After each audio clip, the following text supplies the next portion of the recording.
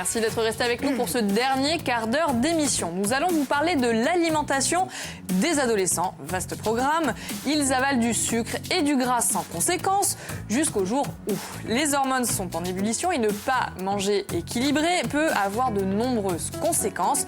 De l'acné à l'obésité, il faut surveiller leurs assiettes pour éviter les ennuis. Alors si vous voulez réagir, vous pouvez nous appeler en direct au 0800 3x0 900 ou alors nous écrire sur Facebook. Vous veillez, Faustine. Exactement, je relève toutes vos réactions et toutes vos questions. Donc n'hésitez pas à réagir. Tout de suite, nos expertes.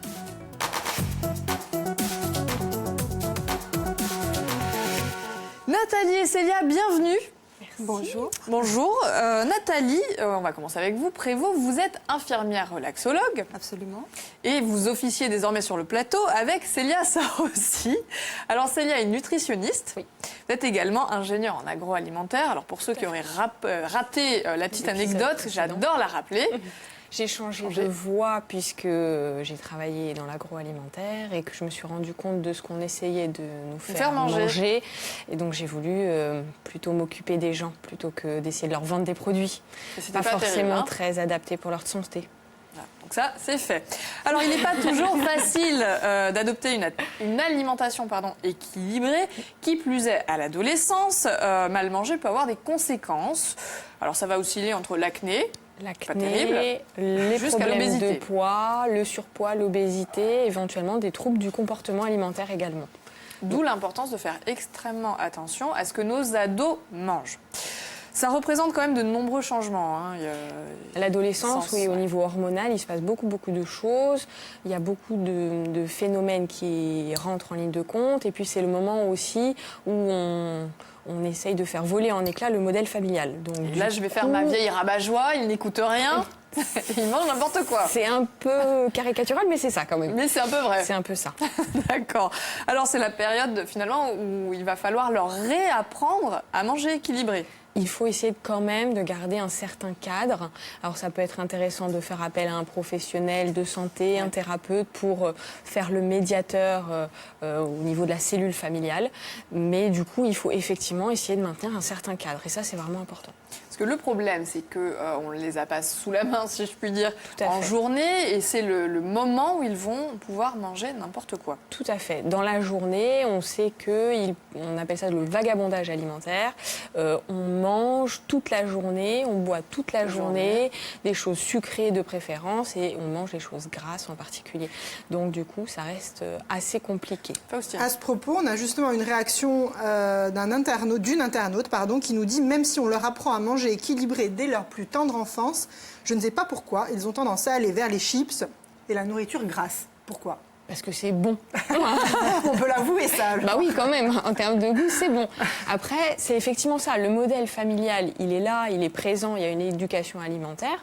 Et au moment de l'adolescence, tout explose.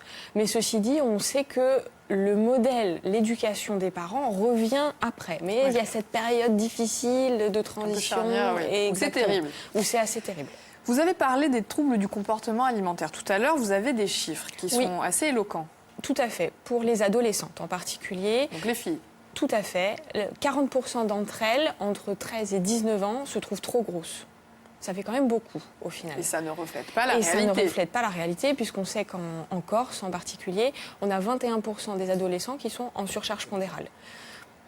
Donc c'est quand même important, l'image du corps qui est vraiment complètement transformée à l'adolescence. On n'a pas en tête la représentation du corps telle qu'elle est en réalité. Exactement, donc il faut jouer là-dessus. Même les garçons. C'est quoi 20% qui se pour les voient garçons. trop gros, Tout à qui fait. se trouvent trop gros. Exactement. Alors ce qu'on peut faire, c'est quand même rappeler 3 principes de base.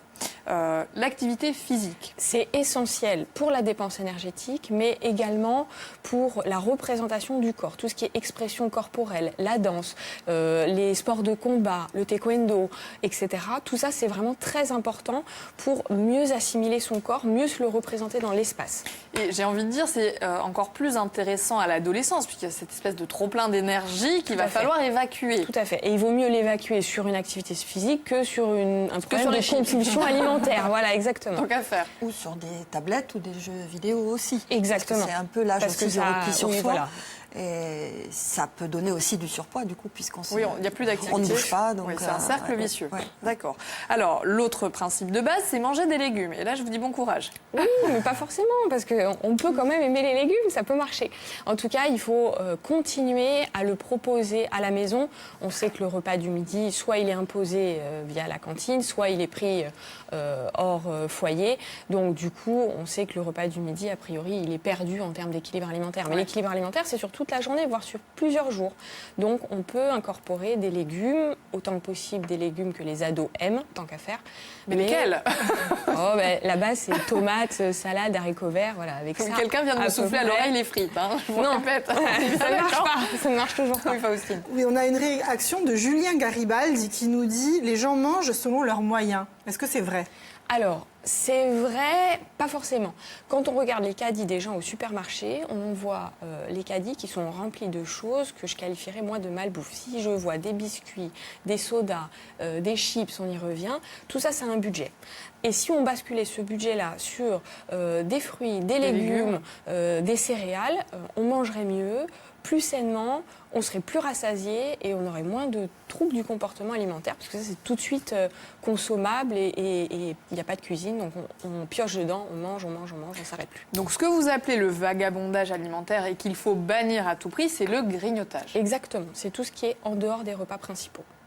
Alors, il ne faut pas oublier quand même qu'à l'adolescence, le corps est en pleine croissance. Donc, il y a des besoins spécifiques qu'il ne faut pas négliger. Mais il n'est absolument pas question de mettre les ados au régime. Non, le but du jeu, c'est pas du tout de parler de régime, c'est parler d'équilibre alimentaire.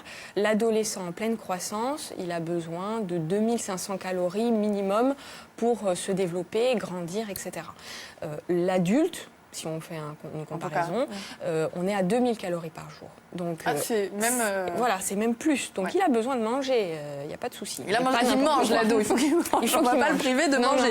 Mais pas n'importe quoi. Alors, comment est-ce qu'on va faire pour lutter contre les pulsions alimentaires? Nathalie, vous avez des astuces? Alors, j'ai quelques astuces parce qu'effectivement, il faut bien comprendre, comme disait Célia, effectivement, les chips et les choses sucrées, c'est très sympathique parce que c'est réconfortant pour le corps. Donc, c'est un effet un peu doudou, si j'allais dire, même s'ils n'ont plus l'âge des doudous quand ils sont ados. Je sens qu'elle est l'heure des berceuses. Oui, on n'est pas loin. Donc l'idée déjà, c'est peut-être de pouvoir les accompagner là-dedans et peut-être reconnaître l'émotion qui les pousse à manger. Parce qu'on a faim, on mange, effectivement, il faut des calories pour pouvoir bouger. Mais au-delà de ça, quand on grignote devant la télé ou en faisant autre chose, le corps ne sait même pas qu'on est en train de manger. Et on peut manger à l'infini des tonnes de choses parce que le corps n'a pas conscience. Donc pour ramener la conscience au corps, il faut déjà apprendre à l'adolescent à se recentrer sur lui-même, à ressentir ce qui se passe, distinguer la faim de la compulsion. Et je vous ai apporté 2-3... Est-ce qu'on peut manger parce qu'on s'ennuie? Oui, tout simplement. Ou parce qu'on est triste, ou parce qu'on est en colère. On se sent rejeté, ou on est en colère. Chaque émotion, en fait, peut apporter une pulsion alimentaire. Donc c'est important d'identifier. Plein de petites choses qui ne se mangent pas. Non, qui s'admirent et qui se sentent. Donc, ça sent très bon. Mais comme vous savez que j'aime bien les huiles essentielles, je vous ai amené l'huile de petits grains bigarade. Donc c'est fait à partir des feuilles d'oranger amère.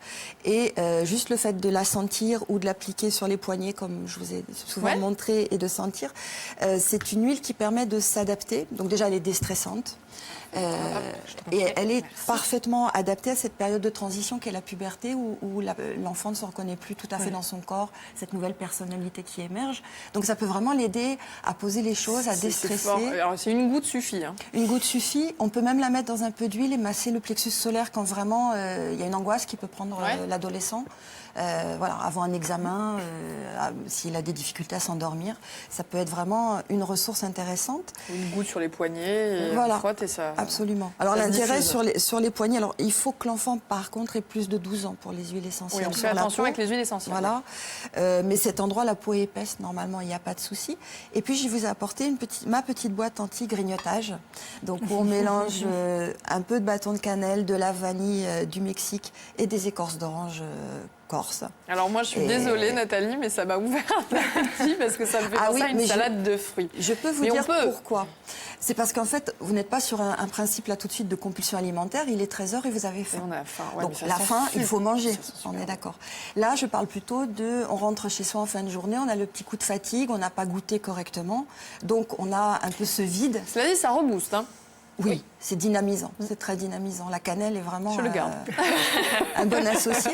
Alors comme la petite boîte est gentille, mais des fois on a besoin de l'avoir sur soi dans la journée, je vous propose aussi de vous faire un petit stick avec un petit roller. Donc on l'achète et on le fabrique soi-même. On met un peu d'huile végétale, On trouve 10 ça où? gouttes, Pharmacie pharmacie ou magasin bio. Là, D'accord. je l'ai acheté au magasin bio. 10 gouttes d'huile essentielle de cannelle, 10 gouttes de petit crin bigarade.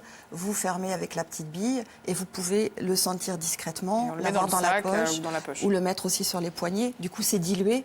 Et là, pour un enfant, C'est pas mal. un ado plus jeune, voilà, c'est acceptable. Si, Je voudrais, excusez-moi, oui, finir Faustine. sur une dernière une réaction. réaction de Steph Bravin qui nous dit « Tout réside dans l'éducation des enfants, aux parents de revenir à la cuisine des anciens ». Donc, Oui. c'est vrai? Un grand oui. Oui. Par expérience, je me suis rendu compte que les adolescents, les enfants au collège ne connaissent même pas les traditions culinaires de chez nous. Et le fiadone, impossible de savoir ce que c'était. C'est quand même dramatique. Donc oui, il vaut mieux le sauter Voilà, puisqu'on parle de mamie. fondamentaux. Voilà, Le plat en plutôt- sauce de mamie, Ah bah oui, c'est sûr. mieux que le hamburger de fast-food. Oui, un grand oui. Et alors, puisqu'on en est aux fondamentaux, mieux vaut un vrai gâteau au chocolat Pareil. plutôt que des biscuits un peu régime. Oui, 10 ersatz de biscuits vendus parce que soi-disant plus léger, plus light, etc. Encore faut-il savoir light en quoi. Et puis quand on enlève coûte du plus sucre, cher. qu'est-ce qu'on va mettre à À la la place? Quand on enlève du gras, qu'est-ce qu'on met à la place? Donc tout ça c'est important. Et c'est vrai que c'est un peu fastidieux, mais lire la liste des ingrédients, c'est des fois franchement important. Utile, ouais. Oui, vraiment. Donc c'est pour se donner bonne conscience et Oui. ça ne sert à rien. Oui, Combien de repas par jour? 2, 3, 4? 4 repas par jour. Quatre, Pour les quatre ados, vrais, 4. pour les ados, Ah oui, quatre. vraiment. Le petit déjeuner, un déjeuner complet si possible et pas vraiment le panini sur le pouce. Ouais. Un goûter qui ne serait pas une part de pizza avec un soda, ce serait vraiment très très bien. Et un repas du soir. Je suis pleine Bonne d'espoir. chance. Ouais, c'est ça. Oui, oui. Et on n'en saute donc aucun. Le dernier mot, c'est vraiment la communication. Oui. On ne peut pas les empêcher de manger ce qu'ils ont envie dans la journée, mais on essaye de rééquilibrer le soir. On essaye de rééquilibrer, on essaye de communiquer avec son adolescent si possible. Et quand ça ne marche plus, on se tourne vers un professionnel de santé. Il y a des messages qui seront dits par le parent qui ne seront pas entendus de la même manière par le professionnel de santé. Eh bien, ce sera le mot de la fin. Merci beaucoup, Célia. Merci, Nathalie, Plaisir. d'être venue.